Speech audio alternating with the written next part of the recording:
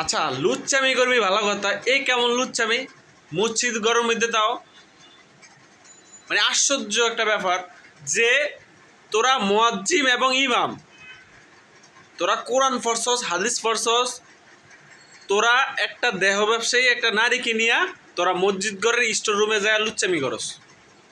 পরে এলাকার মানুষ তো করে ধইরা তারপর সেটা সমাধান করে, বিচার করে, তোর নামে মামলা করে। কেন তোরা তোরা তখন খেয়াল করস নাই? তখন কি তোকে মাথায় কাজ করে নাই যে আমরা লুচ্চামি করি কোন জায়গায়? তোরা কর ভালো কথা, গোপনে কর, মানুষ কেমনে জানবো? তাও আবার মসজিদ ঘরের মধ্যে করবি, এই কেমন লুচ্চামি ভাই? আশ্চর্য বিষয় একটা। লুচ্চামি করে মানুষ, গুনাহ করে, কিন্তু গোপনে করে। আবাসিক হোটেল আছে তাই হিরে না জায়গা, তোরা কেন মসজিদ ঘরের মধ্যে যাই দেবো? মসজিদ আল্লাহর ঘর, বেয়াদবির একটা সীমানা থাকে, কিন্তু তোরা সীমানা ক্রস করে আগে ফেলছস। এই লুচ্চাটিনে দইরা পরে থানায় নেয়, পুলিশ আইসা থানায় নেয়, যা ওরা যদি না মারতে পারে। আমার ইচ্ছা করছিল যে অগর এটি মানে শুই না করে সবগুলারা একবারে জবাই করে দেওয়া উচিত।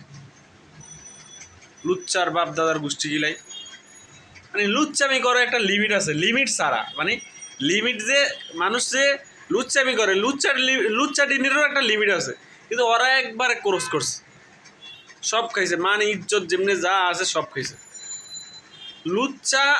লুচ্চামি করে মানুষ, কিন্তু মসজিদ ঘরের মধ্যে না। মসজিদ ঘর দেখলেই তো এমনিই বুক কাঁপে, আল্লাহ আল্লাহ করতে করতে শেষ। আল্লাহর ঘর মসজিদের সামনে দেওয়া যায়, আর ওরা মসজিদ ঘরের মধ্যে ঢোকে, তাও আবার মায়া নেয়া। হায় রে ভাই, কোন দেশে আছি রে? কি বিবেক মানুষের!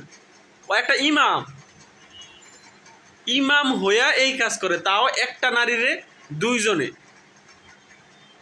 পরে এলাকার মানুষ দেয়া মানে ওদেরকে উলঙ্গ অবস্থা, মানে একবারে কি বলুম, সহবাস অবস্থা করে ধরতে যায়।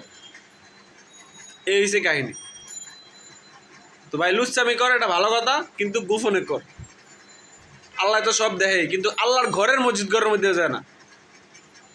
এমন মুয়াজ্জিন ইমাম না থাকেই ভালো ওই মসজিদে, যাদের মেন্টালিতে এই জিনিসটা সাপোর্ট করবে না যে আমরা কোথায় যা কি করব, কোথায় যা কি করলে আমাদের ভালো হবে। মসজিদ ঘরের মধ্যে না।